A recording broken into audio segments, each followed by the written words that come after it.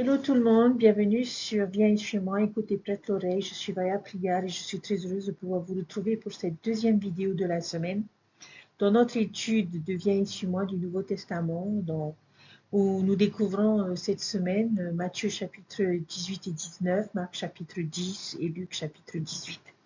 Dans notre première vidéo, nous avons découvert la parabole du jeune homme riche qui cherchait à savoir ce qui lui manquait pour obtenir la vie éternelle. Et nous avons vu également la parabole des ouvriers qui nous a témoigné de la grande générosité et de la bonté de notre Sauveur Jésus-Christ et de notre Père Céleste. Pour notre dernière section de cette semaine, j'aimerais nous amener à Luc chapitre 18 et versets 9 à 14 et jeter un coup d'œil à cette parabole qui est la parabole du pharisien et du publicain. Mais avant d'étudier cette parabole, j'aimerais que l'on réfléchisse à certaines questions. Qu'est-ce qui nous arrive si nous nous laissons prendre à nous comparer aux autres? Parce que le fait est que notre Père Céleste nous a tous rendus très différents les uns des autres. Il y a tellement de variétés parmi ses enfants. Nous avons des apparences, nous avons des forces, des circonstances, des dons spirituels, des talents. Nous sommes tous différents et nous venons de différents endroits et rencontrons différents défis. Et c'est une chose merveilleuse, chers frères et sœurs, que nous soyons différents. Mais qu'est-ce que Satan fait avec cela? Que nous tente-t-il de faire quand nous voyons quelque chose de différent entre nous et quelqu'un d'autre? La tentation que nous avons aujourd'hui est de vouloir nous comparer et décider de quelle façon être différent est la meilleure. Que se passe-t-il lorsque nous décidons que notre façon d'être différent est meilleure que celle de quelqu'un d'autre? Cela nous fait quelque part nous sentir bien dans notre peau. Et qu'est-ce qui arrive quelles peuvent être les conséquences d'un tel raisonnement lorsque on regarde autour de nous et que l'on se met à penser des choses telles que je suis plus intelligent que lui, je suis plus attrayante qu'elle, je suis plus gentil que ces personnes, j'ai plus d'argent qu'eux, je viens d'un meilleur pays qu'eux, je suis meilleur dans cette compétence ou ce talent. Comment appelons-nous cette manière de penser que nous sommes meilleurs que les autres? Eh bien, c'est tout simplement la fierté et l'orgueil. Et ce sont deux choses, c'est quelque chose, chers frères et sœurs, qui peut nous détruire spirituellement. Nous découvrons dans les Écritures, euh, dans divers endroits, des enseignements de ce principe. Dans Proverbes chapitre 16 et versets 18 et 19, on nous dit « L'orgueil précède la destruction et l'orgueil précède la chute, mais mieux vaut être humble avec les humbles que partager le butin avec les orgueilleux. » Et ce n'est qu'un exemple des Écritures que l'on peut trouver dans les Écritures. On retrouve différents avertissements sur l'orgueil partout dans les Écritures et particulièrement dans le livre de Mormon. Eh bien, Jésus va nous raconter une petite parabole sur les dangers de l'orgueil. Et vous savez, nous pouvons nous demander pourquoi avait-il considéré cela comme si important. Nous pourrions être enclins à penser que les péchés comme l'immoralité, la malhonnêteté ou la cupidité sont peut-être beaucoup plus importants en ce qui concerne le péché. Mais l'orgueil semble comporter des avertissements encore plus importants et peut-être que cette parabole peut nous aider à comprendre pourquoi. Nous allons lire, chers frères et sœurs, les versets 9 à 14 dans Luc chapitre 18 et j'aimerais que vous gardiez à l'esprit une question. Pourquoi la comparaison et l'orgueil sont-ils dangereux pour nos esprits?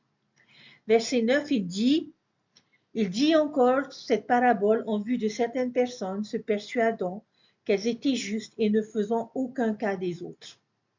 Deux hommes montèrent au temple pour prier. L'un était pharisien et l'autre publicain.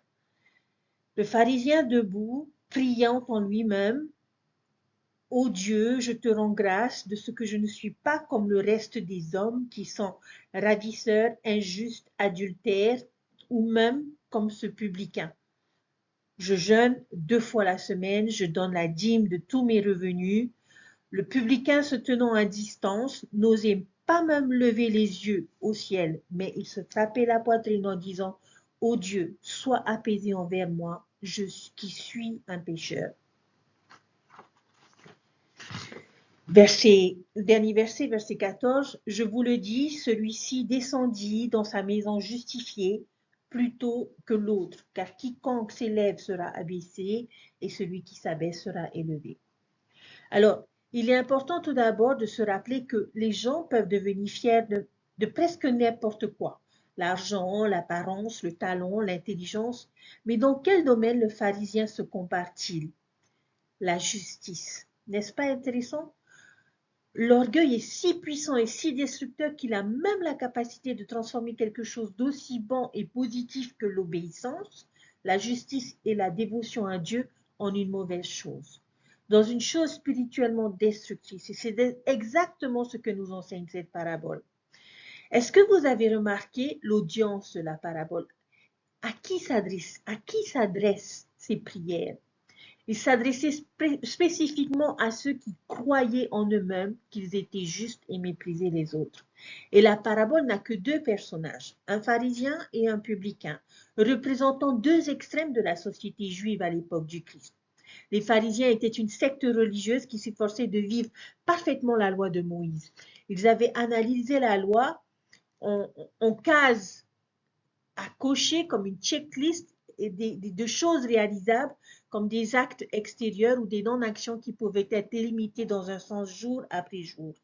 Et à cause de cette adhésion stricte que la plupart dans la communauté comme les plus justes de tous, parce qu'ils vivaient ces règles extérieures si rigoureusement. Le pharisien signifie en fait celui qui le publicain était le collecteur d'impôts pour l'Empire romain. Ils étaient juifs, mais travaillaient pour les Romains. Et pour cette raison, beaucoup étaient considérés comme des traîtres et des voleurs. Les Romains avaient une façon très créative de percevoir les impôts de leurs électeurs. Ils mettaient aux enchères le droit de percevoir des taxes aux plus offrants de la région, déterminant combien c'était nécessaire. Et une fois qu'un collecteur d'impôts avait atteint son quota, il devait empocher le reste. Vous pouvez voir comment cela pourrait inciter à la malhonnêteté et à l'injustice. Ils ont souvent profité des autres à cause de cela. Les publicains n'avaient pas bonne réputation comme vous pouvez imaginer. Cela ne veut pas dire que tous les publicains étaient malhonnêtes, tout comme on pourrait dire que tous les politiciens ne sont pas malhonnêtes. Mais la réputation de la profession elle-même inspire souvent une certaine méfiance et suspicion. Ce genre de parabole bouleverse toute cette perception. C'est le publicain qui finit par être justifié ou accepté par Dieu à la fin et non le pharisien. Pourquoi? Comparaison et fierté. Regardons simplement la prière du pharisien. Elle en est pleine. Et je trouve la formulation intéressante dans cette première ligne. Le pharisien se tenait debout et priait ainsi avec lui-même.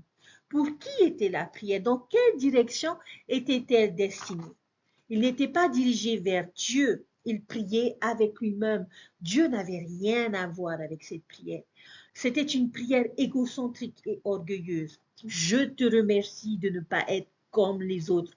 Et il le rend même personnel. Je suis reconnaissant de ne pas être comme ce terrible publicain là-bas. Et est-ce que vous remarquez tous les jeux dans cette prière? Je te remercie de ne pas être comme les autres. Je jeûne 2 fois par semaine. Je donne la dîme de tout ce que je possède. Mon Dieu, je suis une bonne personne, n'est-ce pas? Et la prière du publicain, vers qui était-elle dirigée? Certainement pas sur lui-même. Il dit simplement que Dieu soit miséricordieux envers moi, pécheur. Sa prière s'adressait directement à Dieu. Il reconnaît son besoin de la miséricorde de Dieu. Alors, chers frères et sœurs, quel est le danger ou le problème avec l'orgueil? Eh bien, tout simplement que l'orgueil nous sépare de Dieu, ce qui est exactement ce que désire l'adversaire. Et s'il peut nous amener à devenir orgueilleux, même dans notre propre obéissance, alors il gagne, parce qu'il élimine Dieu et sa miséricorde de l'équation. Dans sa prière, il ne fait aucune demande à Dieu, ne fait aucune déclaration de louange ou d'adoration et n'offre aucune gratitude envers la bonté de Dieu. Tout tourne autour de lui. Par conséquent, il laisse injustifié. Et je crois que cela devrait provoquer un moment de pause alors que nous considérons que Jésus semblait tenir sa critique la plus sévère pour les personnes religieuses. Il condamnait rarement les fornicateurs, les prostituées et les voleurs. Pourtant, il a confronté et censuré les religieux de gauche et de droite. Je ne pense pas que cela signifie qu'il ait justifié le péché de quelque manière que ce soit, mais il était vraiment offensé par sa propre justice.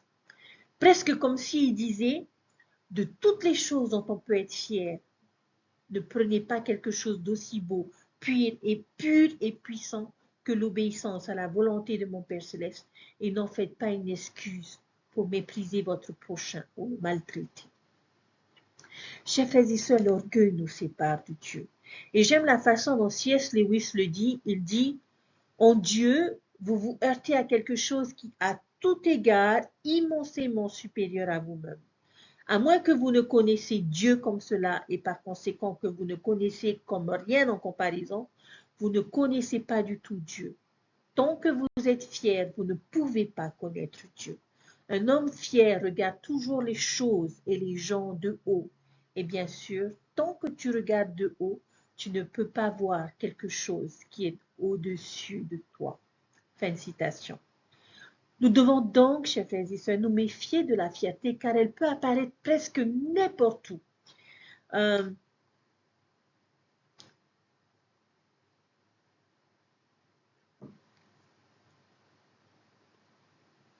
La comparaison et l'orgueil sont spirituellement dangereux. Et plus nous y cédons, et plus nous nous séparons de Dieu.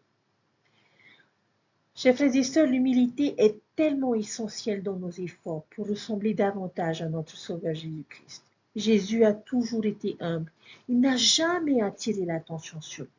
En fait, tout au long du Nouveau Testament, nous le voyons constamment rendre louange et gloire au Père, dirigeant toujours l'attention vers le ciel plutôt que vers lui-même.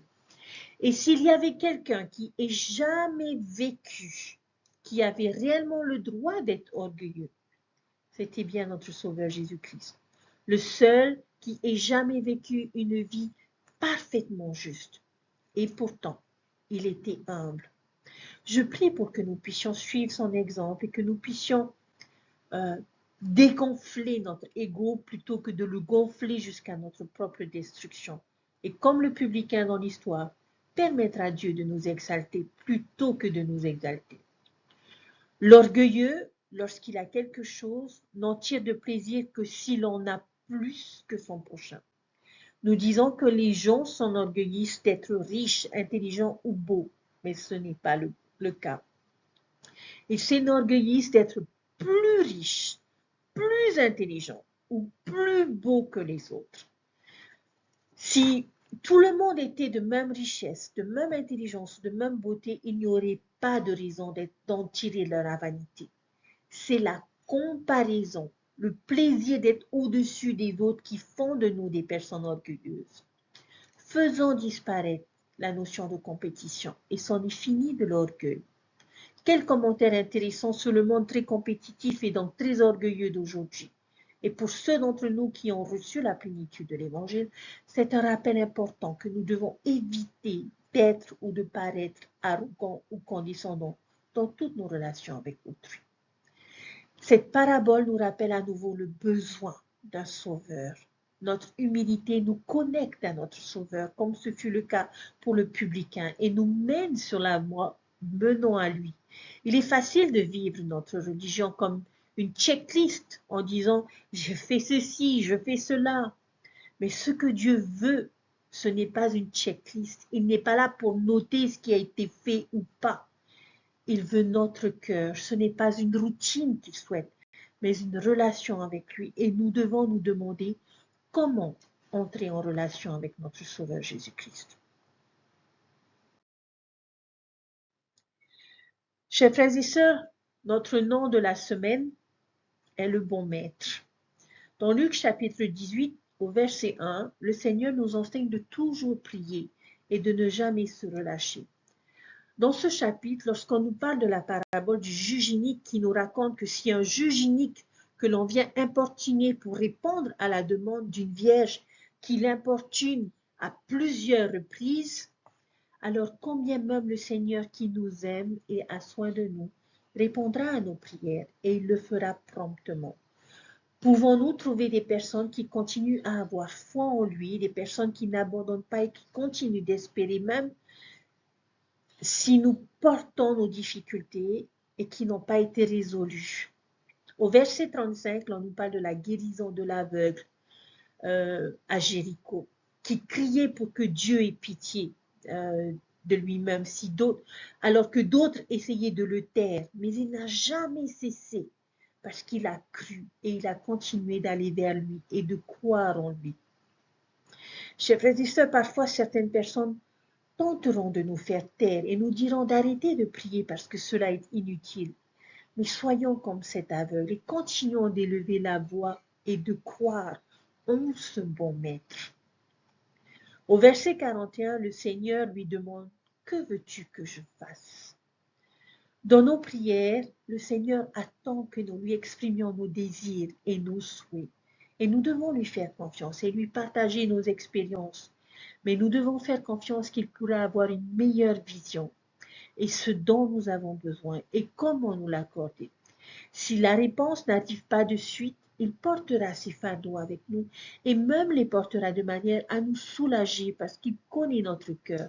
Il est important de lui exprimer nos désirs et nos espérances, bien qu'il les sache à l'avance de manière à ce que, quelle que soit sa réponse, que nous ayons quand même le désir de nous exprimer comme avec nos enfants. Lorsque nos enfants expriment leur détresse, nous pouvons les comprendre et nous compatissons. Il en est de même pour nous et le Christ. Mais lorsque nous prions, nous le faisons de manière à pouvoir toujours être en relation avec notre Sauveur et savoir, et je dirais avoir le témoignage qu'il fait partie de notre vie. De tous ces versets que nous lisons, chers frères et sœurs, dans notre étude, il y a pour moi une phrase qui m'a beaucoup touchée et qui, à mon humble avis, est la plus importante et qui se trouve dans la parabole du jeune homme riche. On trouve la phrase, un seul verset et une petite phrase. Jésus l'ayant regardé les mains. Lorsque j'ai lu et entendu ces mots, une image vive de notre Sauveur marquant une pause et regardant ce jeune homme est venu à l'esprit. Regardez, comme pour pénétrer des yeux profondément dans son âme, en reconnaissant sa bonté et aussi son potentiel, tout en discernant son plus grand besoin. Puis, les mots simples, Jésus les mains. Il a éprouvé un amour et une compassion immense pour ce jeune homme bon, et en raison de cet amour, et avec cet amour, Jésus lui en a demandé encore plus. J'ai imaginé ce que cela a dû être pour ce jeune homme, d'être enveloppé dans un tel amour, tandis qu'on lui demandait de faire quelque chose d'extrêmement difficile, comme de vendre ce qu'il possédait pour le donner aux pauvres.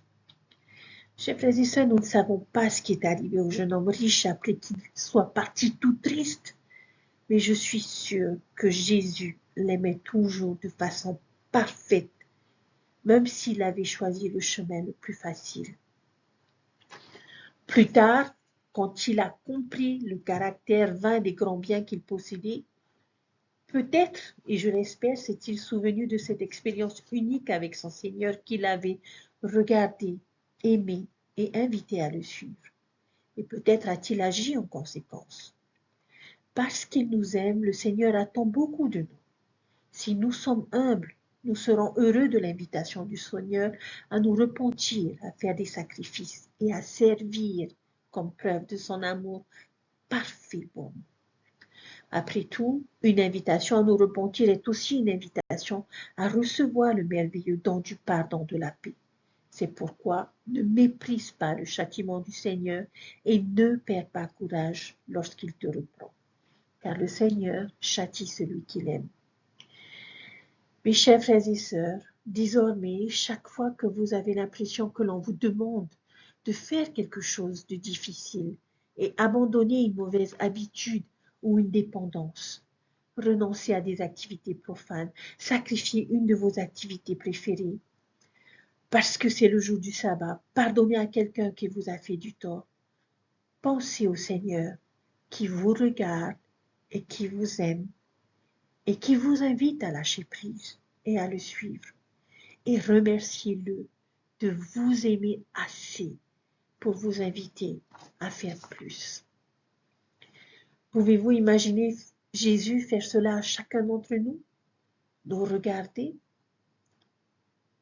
Pour moi, cela signifie me regarder, mais également voir le vrai moi, mes forces, et les bonnes intentions de mon cœur, voir mes faiblesses et les choses que je ne peux pas abandonner, voir qui je suis réellement. Et après avoir vu tout cela, il m'aima, qu'importe qui j'étais. Il m'aimait, qu'importe les mauvaises intentions et les faiblesses, les péchés et les échecs cachés. Il m'aimera toujours. Combien cette phrase est si puissante. Puis Jésus le regarda et l'aima. Le Christ a regardé ce jeune homme qui avait des priorités incorrectes et aima ce jeune homme tout comme il regarde et aime chacun d'entre nous. Quelle magnifique leçon sur la manière de nous comporter avec les autres. Si seulement de toutes nos forces, chers frères et sœurs, nous pouvions regarder les personnes autour de nous et les aimer. Et alors que nous comprenons, nous apprenons à les voir comme le Sauveur les voit et non le faire avec nos propres yeux, alors notre amour pour chacun d'eux grandira comme notre désir de les aider. Nous ne pouvons pas ne pas aimer les personnes lorsqu'elles échouent ou qu'elles ne correspondent pas à nos attentes, parce que le Sauveur nous enseigne l'exemple parfait. L'amour ne doit pas dépendre d'une action ou d'une qualification. Alors, chers frères et sœurs, regardons nos époux ou épouses et aimons-les. Regardons nos enfants et aimons-les. Regardons nos amis, nos collègues de travail, les membres de notre paroisse et aimons-les. Pourquoi? Tout simplement parce que c'est ce que Jésus ferait. Et en agissant ainsi, nous apporterions la paix, la joie et nous aiderions les autres à réaliser qu'ils souhaitent cette même paix et cette même joie. Alors, chers frères et sœurs, regardons tel que Jésus regarderait et aimons comme il aime chacun d'entre nous. Il est notre Sauveur et notre Rédempteur. Il vit et il est le Fils de Dieu. Puissions-nous apprendre de lui et devenir meilleurs chaque jour, de manière à mériter les bénédictions que le Seigneur a prévues pour chacun d'entre nous. Laissons notre orgueil, notre fierté de côté. Soyons ces ouvriers prêts à travailler dans sa vigne. Recherchons ce qu'il nous manque encore pour hériter la vie éternelle et travaillons pour obtenir ces choses. Mais quels que soient nos efforts, n'oublions pas que notre Sauveur nous regarde et nous aime, quelles que soient nos réussites et quels que soient nos échecs. Au nom de Jésus-Christ. Amen. Je vous souhaite une bonne fin de semaine, un bon week-end, une bonne étude et que Dieu vous fortifie dans votre connaissance et votre témoignage. Et je vous dis à très bientôt. Bye.